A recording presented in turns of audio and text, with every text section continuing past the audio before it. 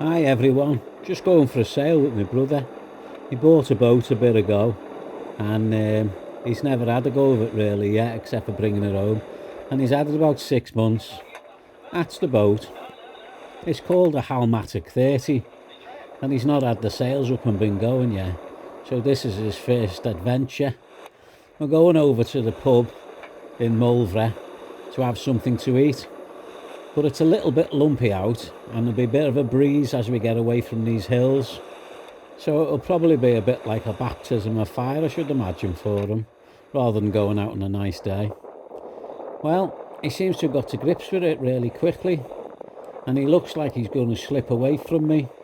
But then his boat is shaped like a really pointy thing, so I'm not surprised really. It didn't take him long to get ahead of me, but I'm giving it a go. I'm going to try and keep up with him if I can do. And I'm pushing Swallow harder than I'd normally push her, just to try and stay up. But the gunnels are getting really close to the water, and I've never seen the gunnels that close to the water, so that's how I know I'm pushing her. I think maybe I should go a little bit easier on her because she's not a racing boat. But at the same time, I'm liking the way she's going. She's not really making much in the way of leeway like I expected, because he's got a much longer and deeper keel than me. So she's holding her own. Now, I'm not really tight on the wind as well. As if you look at the Genoa, it's got a bit of a cup in it. So that means that I'm off the wind a tiny little bit. But it's not much off the wind. She is beaten. And this chop's quite close, so it's one of those chops that takes away your ability to get your full hull speed. Well, I dare say much skinnier boats than Swallow will be able to achieve their full hull speed going into it. But with Swallow's blufish bow, she finds these waves a bit stoppy. A weight carries her bursting into them and keeps us moving. I'm not sure how much wind there is out there, but that gun will just look like it took water to me then, nearly on the deck. Well, she's still stable enough inside with all that going on out there to make a nice cup of tea, and that's what makes me happy about Swallow. Well, it just got to that point there where I just reefed, and when I reefed, Swallow sat up a little bit and she picked up a bit of wind. I think my brother wants to take the same sort of action, so he's just rolled his foresail away while he's dealing with his mainsail, I think. The wind's just dropped. Isn't that typical? It's vanished away and I've almost stopped. Look at that. Nearly dead in the water. That as soon as you reef, that always happens, doesn't it? You have to go and let the sails back out now, I suppose, if I want to get going again. Well, I'll sit on it for a little bit. She's just started picking back up again and a little bit more air's picking back up.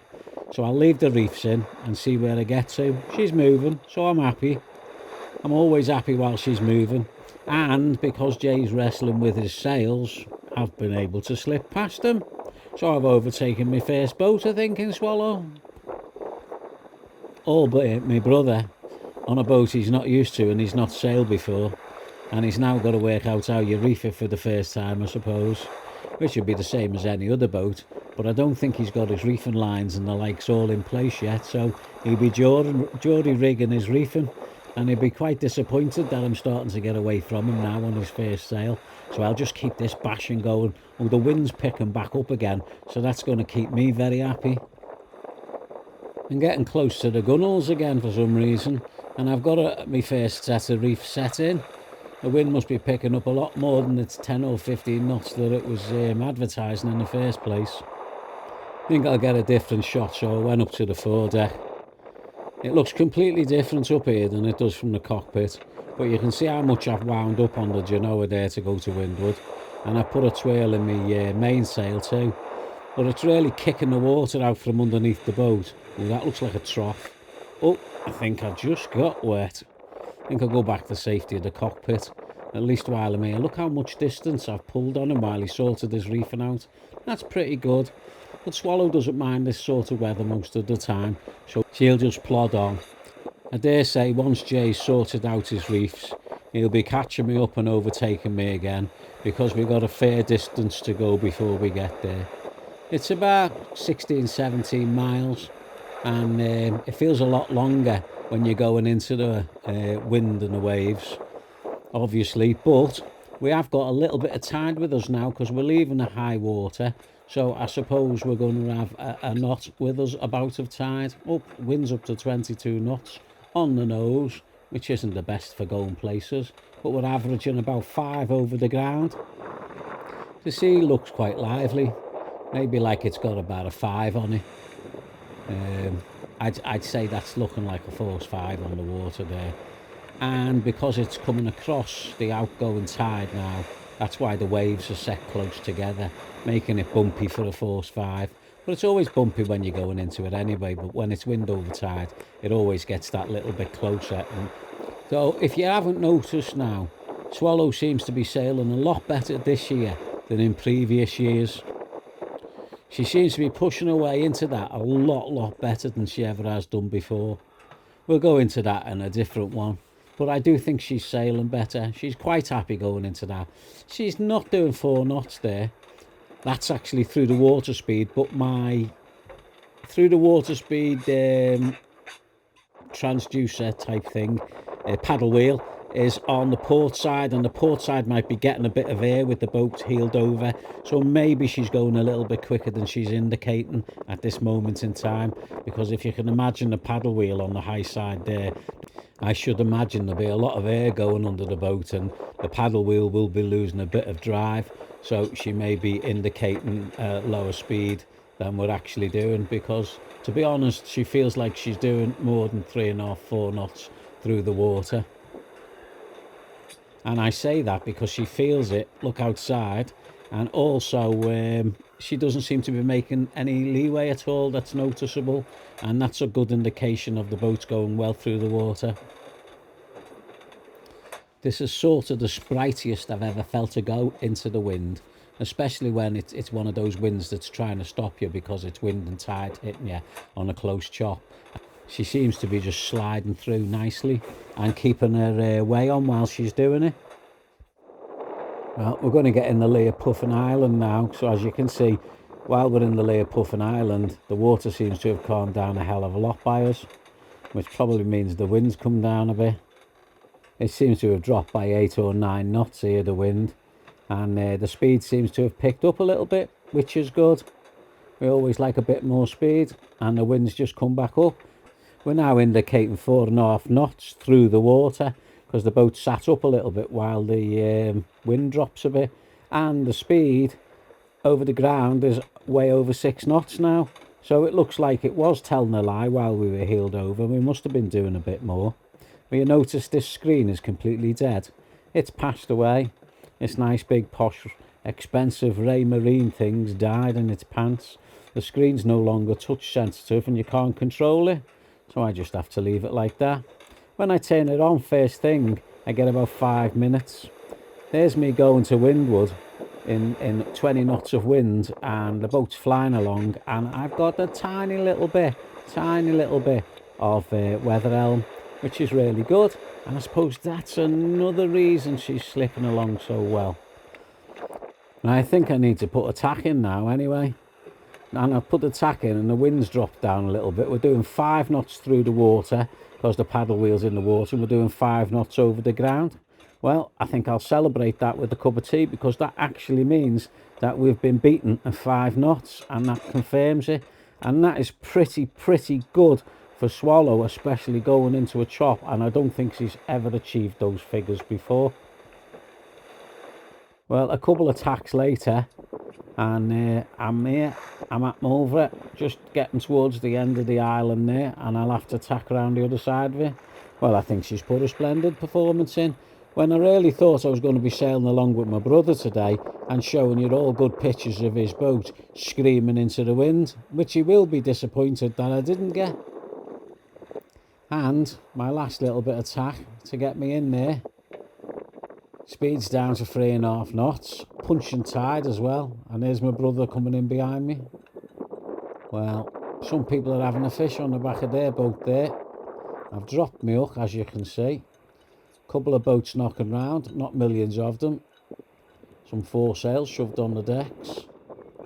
And there's the pub. I'll have to get up there and get a couple of pints. have our dinner, and go back to the boats and have a decent night's sleep. Great anchorage, this Mulvra.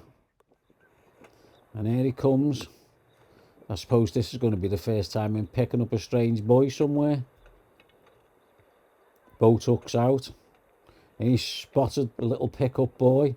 So he's not dropping his anchor. He's going to go for that. Well, I just speeded it up. 5 times the speed, because he was taking so long to get round there. It even looks like he's going slowly now at 5 times the speed. And his boat's drifted away from him. So he's not going to get it on that grab. So I think he's going to have to go round and do it all again. I think he's just learned he needs to be a little bit quicker. So this time I've turned the speed up by 3 times. And he looks like he's going a lot quicker than he was doing when it was 5 times the speed. Maybe that'll give his boat a little bit more grip, eh? And he'll be able to get his bow to where he wants it. And he'll be able to grab that pickup boy. And back to normal speed to see if he gets it in the first hook. There we go, he's got it. A nice lump of green rotten rope. I wouldn't thank you for that. I'd much rather rely on my hook. Well, let's have a little bit of this and a lot less of that. So we get ourselves up the pub, and he actually decided to anchor in the end. And we have a couple of nice pints in the pub while we're waiting for our food, of course. This is the Kimmel Arms. It's a cracking pub, cracking food. It's just a cracking everything. Everything about the place, Mulvra, is smashing. And the food is lovely. Really lovely. He just took a picture of it. The next morning, I wake up and it's very, very still. It doesn't look like we're going to be getting a lot of sailing in today. And there's Jay, just about ready to go. Oh, by the way, his new boat's called Tara 3. There were plenty of boats turned up as the evening went on yesterday, and they all anchored up for the night. Most of them ended up in the pub as well. I dare say some of them ended up just staying on the boats and cooking themselves some food. But it's a lot easier for the likes of me and Jay to nip up there and have it cooked for us. Well, it's a nice start to the day. It's always nice when you wake up and things are still, but that looks like they're going to stay still. So it looks like a motor to us, so we set off. It looks like it's going to be a pleasant day. It just doesn't look like it's going to be a pleasant sailing day. There's a lot of no wind spells out there by the shiny spots on the water. There's a tiny little draft, a couple of knots, and I love it when the sun looks that so early in the morning. And that's the Great Orme in the very far distance over there, and that's Puffin Island over there.